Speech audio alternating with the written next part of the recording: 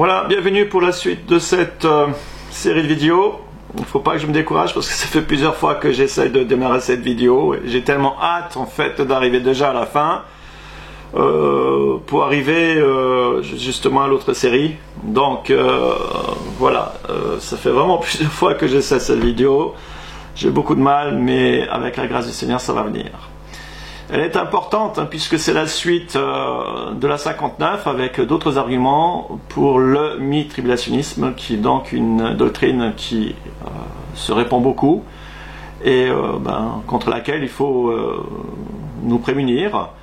Et c'est pourquoi vous allez voir que les arguments qui vont suivre encore là sont importants. Donc partie 5 des doctrines de l'enlèvement. Nous allons commencer par situer d'abord cette vidéo dans l'ensemble de cette série. Avec la vidéo 56, on a traité, donc première partie c'était, on a traité le point 1 qui était les divergences sur le plan doctrinal, avec cette question importante, sont-elles secondaires ou fondamentales? Vidéo 57 a traité donc les points suivants. Concernant les trois doctrines du millénarisme, à savoir l'amillénarisme, le post et le pré-millénarisme. Vidéo 58, troisième partie, a traité les deux premiers points du 3, à savoir concernant donc les quatre doctrines du pré-millénarisme. La 58 a traité les deux premiers points, le post-tribulationnisme et le pré-colérisme. Tandis que la 59, donc la précédente, a abordé le point 3 du mi-tribulationnisme. Et celle qui est à venir, comme je l'ai dit, qui est la cinquième partie, ou la vidéo 60, il faut bien les numéroter pour nous repérer, fait suite à la 59, puisque ce sont les arguments qui les complètent. Après quoi, nous verrons également la partie la plus importante, puisqu'il s'agira du pré-tribulationnisme. Et là, il y a au moins 2 voire 3 vidéos, puisque le chapitre est lourd. J'ai beaucoup travaillé là-dessus et il y a beaucoup d'arguments. Point 4, nous verrons également un enlèvement ou des enlèvements des élus, avec cette question et une autre question partielle ou totale. Et nous arrêterons aussi au point 5 sur la doctrine de l'imminence, sur en tout cas les points les plus importants. Nous avions terminé la vidéo 59 par une affirmation. Voilà, celui qui ne veille pas et ne persévère pas n'échappera pas à la tribulation. En vous demandant de la placer dans vos méditations. Elle se place aussi en regard avec le verset important de Luc 21-36, où il est écrit « Veillez donc et priez en tout temps, afin que vous ayez la force d'échapper », ça c'est mauvaise traduction, plutôt « afin que vous soyez trouvés dignes d'échapper à toutes ces choses qui arriveront, et de paraître debout devant le Fils de l'homme. » Toutes ces choses qui arriveront fait allusion à tout ce que Jésus a dit avant concernant donc la 70e semaine, lorsque elle va arriver. Et comme elle est sur le point d'arriver, puisqu'elle fait partie du jour du Seigneur, voilà, le Seigneur nous demande plus que jamais que de prendre en compte cette recommandation de veiller et prier en tout temps. Alors nous allons maintenant justement analyser le bien fondé de cette affirmation, car il en va de notre devenir individuel à chacun. À la suite aussi de la précédente vidéo, je vais vous donner quelques extraits des épîtres qui appuient le sens de cette interprétation et qui concernent donc l'apostasie à laquelle les croyants des églises sont actuellement confrontés, en tant aussi que signe précurseur de l'imminence du jour de Christ. Voilà. En commençant par ce texte de Paul dans Timothée, car il viendra un temps où les hommes ne supporteront pas la saine doctrine, mais ayant la démangeaison d'entendre des choses agréables, ils se donneront une foule de docteurs selon leurs propres désirs, détourneront l'oreille de la vérité et se tourneront vers les fables. L'apostasie ne se manifeste pas au sein de la tribulation comme le fait remarquer Paul, car dans le contexte difficile où seront les croyants, les prédications seront quasi impossibles. Non, il s'agit bien des derniers jours de l'Église ici, sur terre, où les croyants rejetteront la vérité pour courir après les faux docteurs, prodiguant des doctrines de démons. Il s'agit bien de l'heure dans laquelle nous sommes. Chrétiens, soyez très vigilants. Nous verrons même dans ma dernière vidéo que nous sommes à la toute fin du jugement de l'Église. Quand je dis à la toute fin du jugement de l'Église, il faut croire qu'il y en a qui ne se sont pas rendus compte et qui croient que ce jugement va venir avec cette tribulation. Mais en fait, nous sommes à la fin du jugement. Mais on en reparlera. Voilà. Alors cette apostasie a fait des ravages considérables. Encore un autre texte sur l'apostasie de la fin des temps, concernant l'Église dans un contexte de séduction et non de tribulation. C'est important de faire cette différence. C'est là où je veux vous amener à prendre vraiment conscience de cela.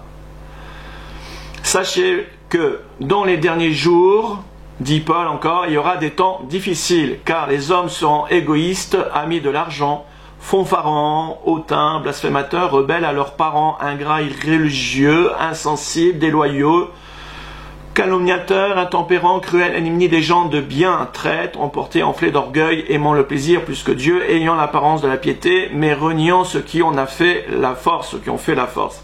Éloigne-toi de ces hommes-là.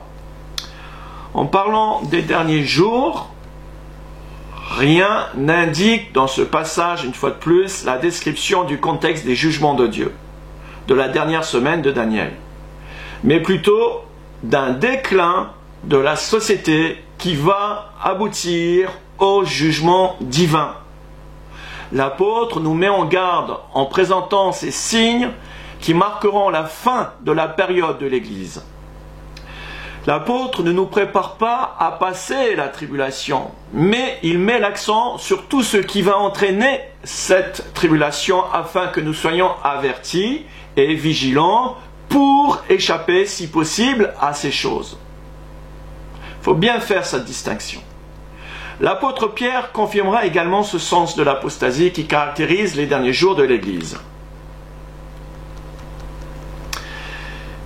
Il y a eu parmi le peuple de faux prophètes, et il y aura de même parmi vous de faux docteurs qui introduiront des sectes pernicieuses, et qui, reniant le maître qui les a rachetés, attireront sur eux une ruine soudaine. Plusieurs les suivront dans leur dissolution, et la voix de la vérité sera calomniée à cause d'eux.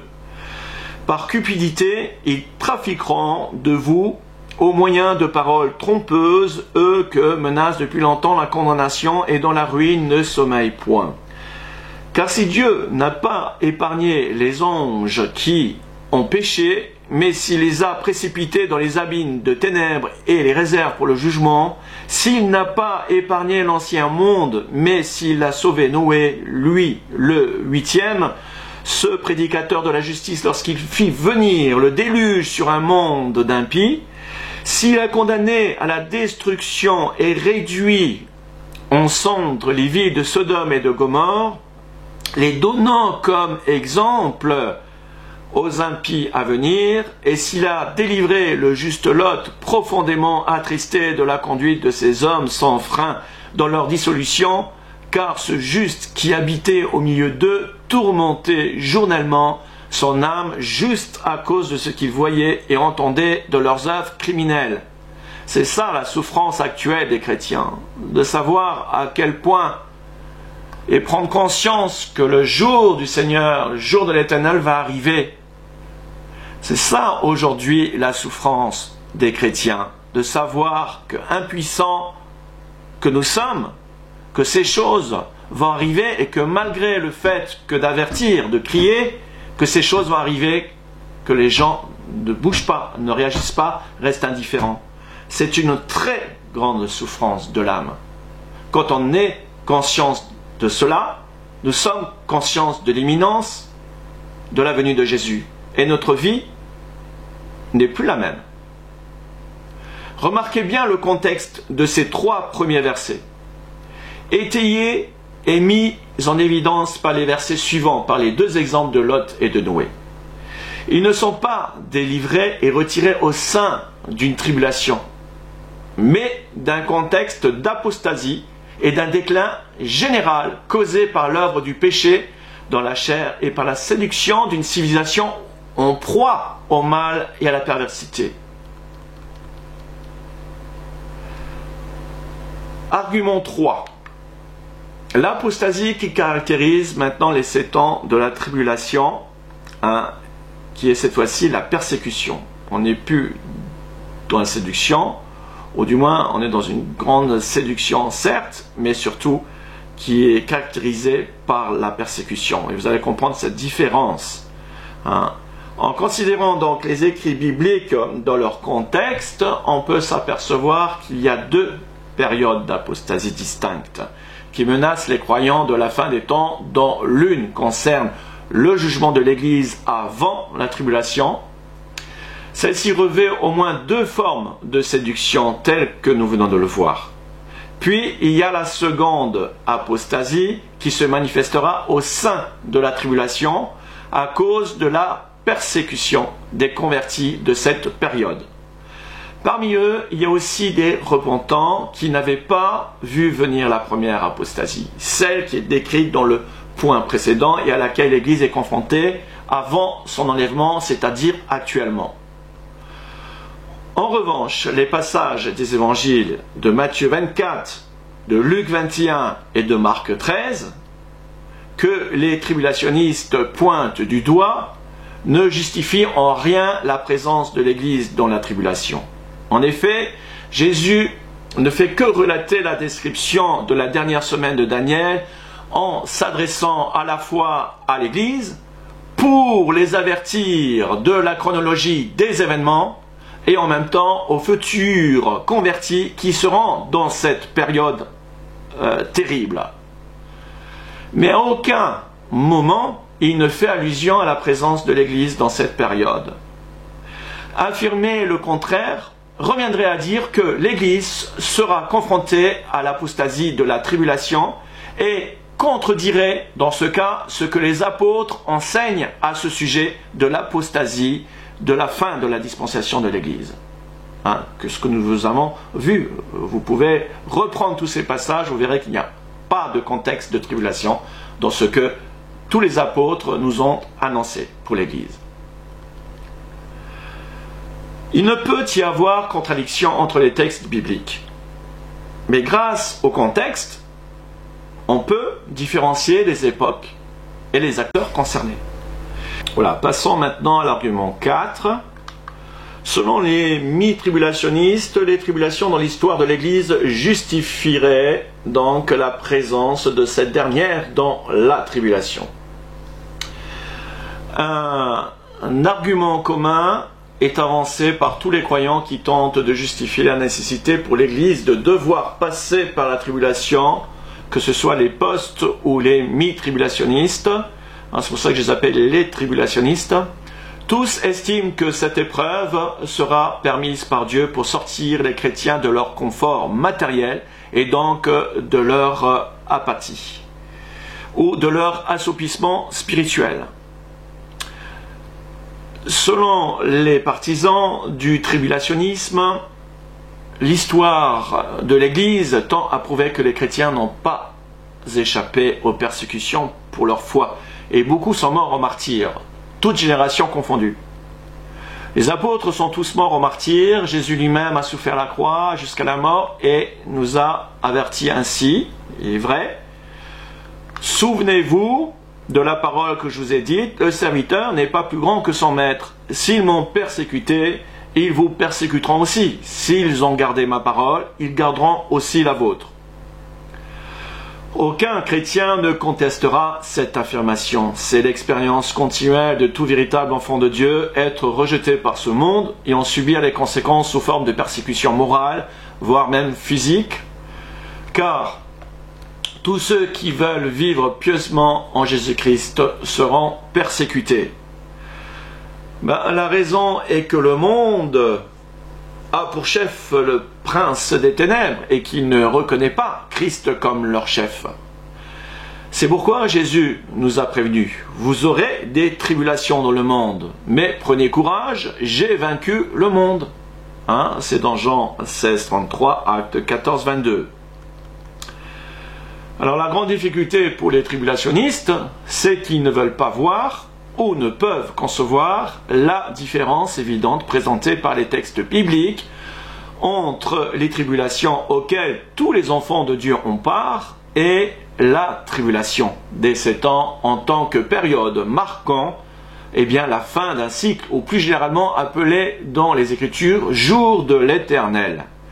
L'expression de l'Ancien Testament jour de l'Éternel, comme nous l'avons déjà vu plusieurs fois, est équivalente à jour du Seigneur dans le Nouveau Testament. Ceci, je l'ai expliqué dans les vidéos précédentes. Ces expressions sont la base de l'eschatologie. Elles sont employées dans les Écritures selon le contexte, soit en rapport avec une période précise de l'histoire, soit pour les événements de la fin des temps. Dieu intervient dans les affaires des hommes pour leur demander des comptes. Et après plusieurs avertissements, il rend sa justice, d'un côté en sauvant ceux qui ont cru, et de l'autre côté en jugeant les rebelles et les indifférents. Les tribulationnistes se cantonnent à l'histoire de l'Église, mais les Écritures nous relatent plusieurs exemples de civilisations avant l'Église, avant le commencement de l'Église.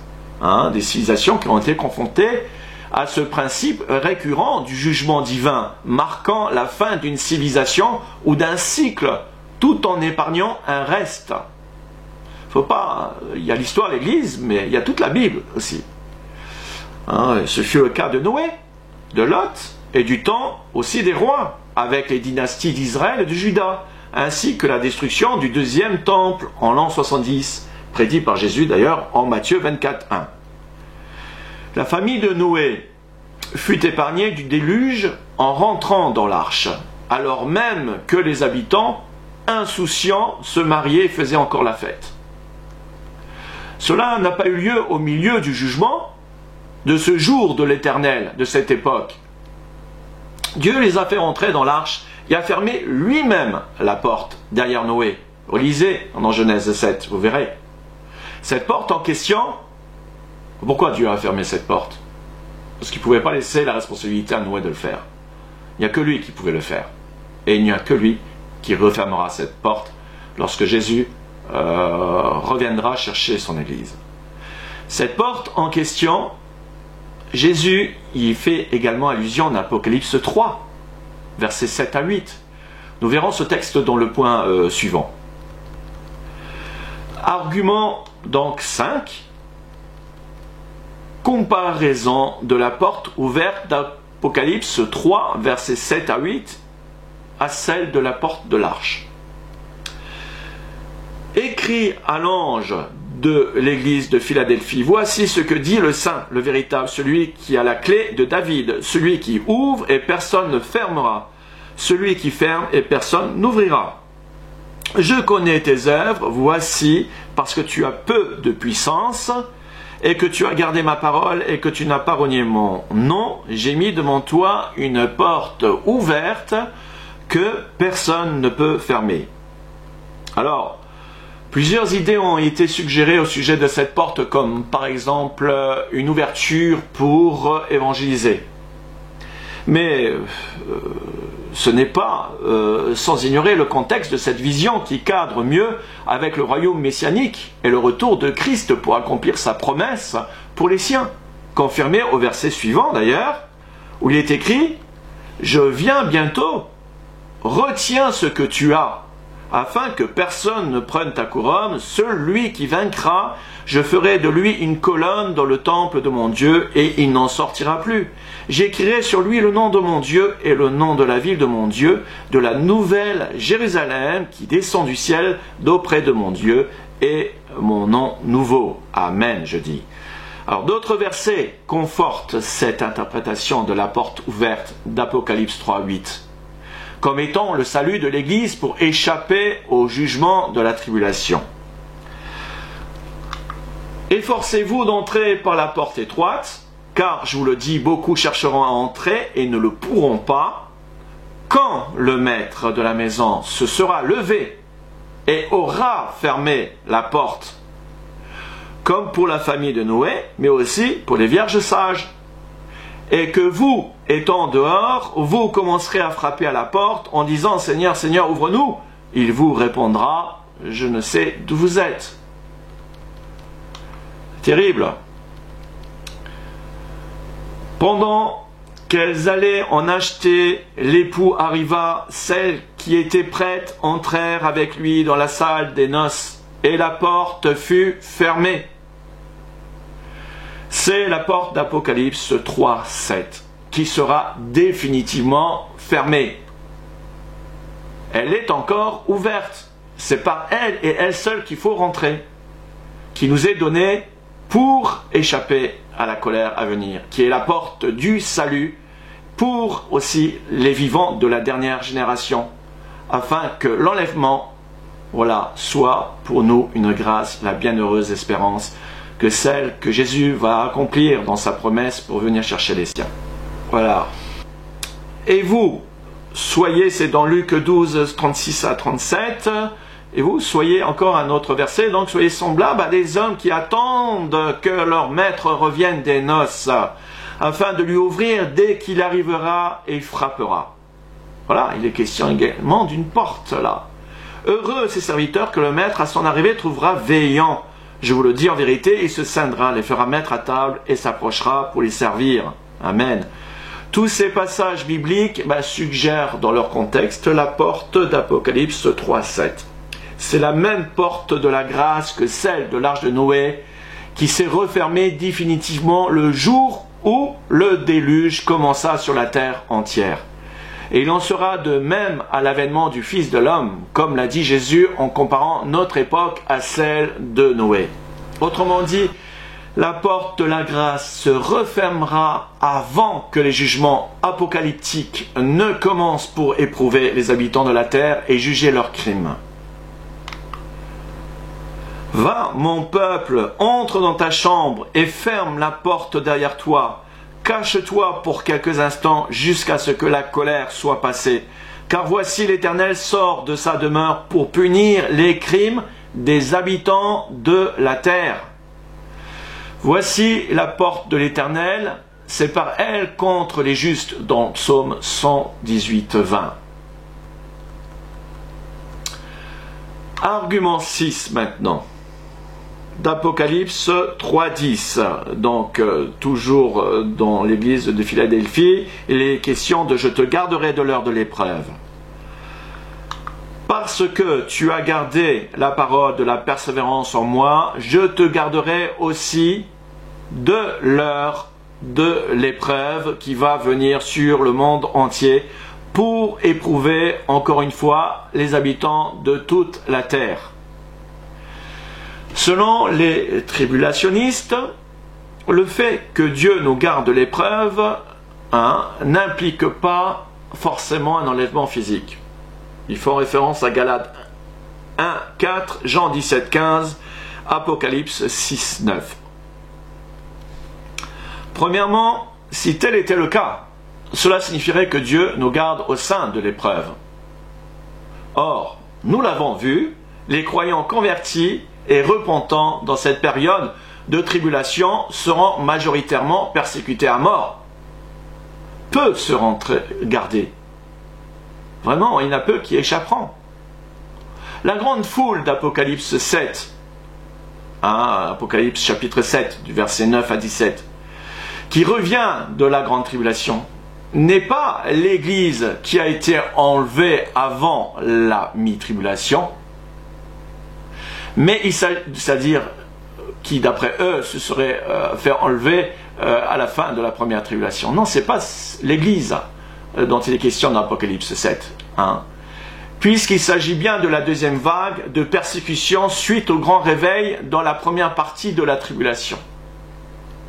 En effet, lors de la première vague de la persécution, que l'on retrouve au 5e sceau, dans Apocalypse 6, il est écrit: Ils crièrent d'une voix forte en disant: Jusqu'à quand, Maître saint et véritable, tardes-tu à juger et à tirer vengeance de notre sang sur les habitants de la terre? Une robe blanche fut donnée à chacun d'eux, et il leur fut dit de se tenir en repos quelque temps, jusqu'à ce que le nombre de leurs compagnons de service et de leurs frères qui devaient être mis à mort comme eux. Allusion est faite ici aux autres vagues de persécution à venir pendant la tribulation, à savoir ceux notamment de la deuxième vague de persécution décrite dans Apocalypse 7, 9. Ceux qui reviennent de la grande tribulation, donc il ne peut pas être question de l'Église.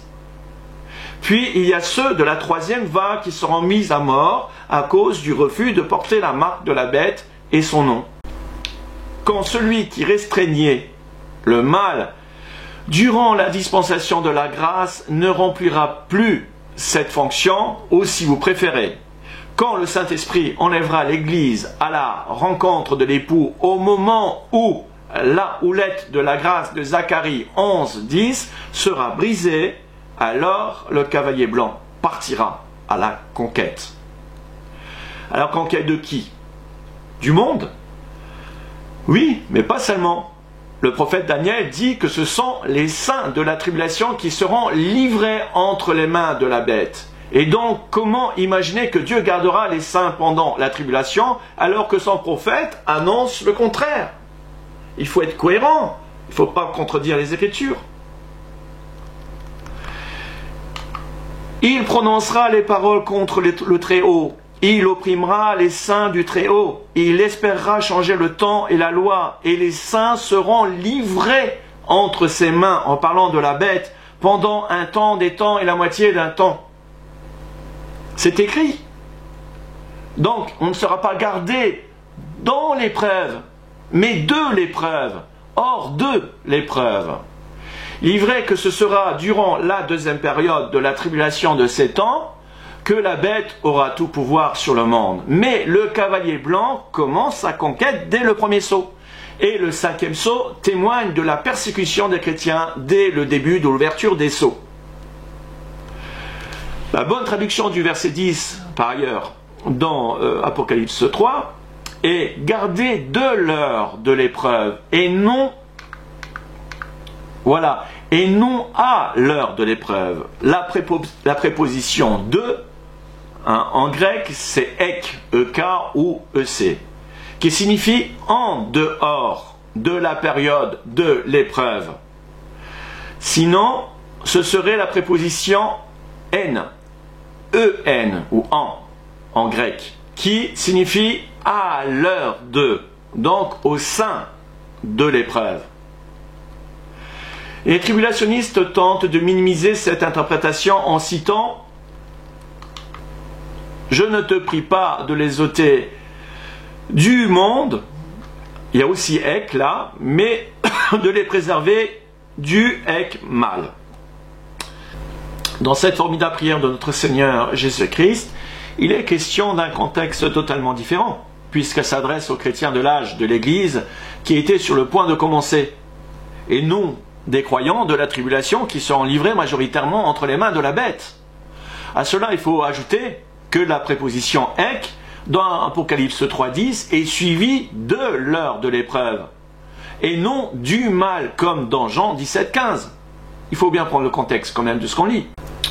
Voilà, hein, on en a fini, mais quand j'étais sur le point de clôturer ce chapitre du mi-tribulationnisme, j'ai eu à l'esprit de vous parler de cette personne qui se présente dans les milieux évangéliques comme le prophète de la francophonie, hein, le pasteur Pierre-Daniel Martin. Peut-être en avez-vous eu écho. Et j'ai eu l'occasion d'écouter l'une de ses vidéos du 5 janvier 2019, dans laquelle il témoigne qu'après avoir été pré-tribulationniste depuis 30 ans, il a fini par devenir mi-tribeur. Depuis 10 ans maintenant. Il déclare avoir eu des révélations de Christ qui lui auraient montré que les 5 premières trompettes auraient déjà sonné et qu'il faut s'attendre à la 6e trompette, qui est le grand conflit mondial à venir, et qu'après l'enlèvement se fera à la 7e trompette. J'ose donc espérer qu'à travers cette étude, certains auront le courage de se remettre en question sur la base des Écritures concernant la position de l'Église par rapport à la tribulation à venir, afin de ne pas ou plus être trompés par de tels illuminés qui ne connaissent rien aux Écritures et encore moins aux prophéties bibliques, qui est le propre des vrais prophètes. Voilà, je n'ai pas pour l'habitude ni encore moins pour le plaisir de m'en prendre directement à telle ou telle personne de la sorte, puisque moi-même j'ai fait l'objet de beaucoup de méchanceté et surtout de calomnie. Mais c'est aussi notre devoir de dénoncer les imposteurs qui altèrent les saines doctrines.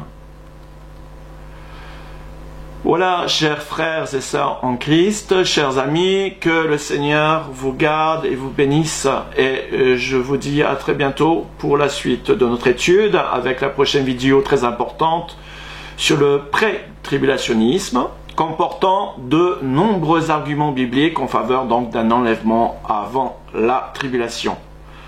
Et je dis Maranatha, Seigneur Jésus, reviens vite. Amen.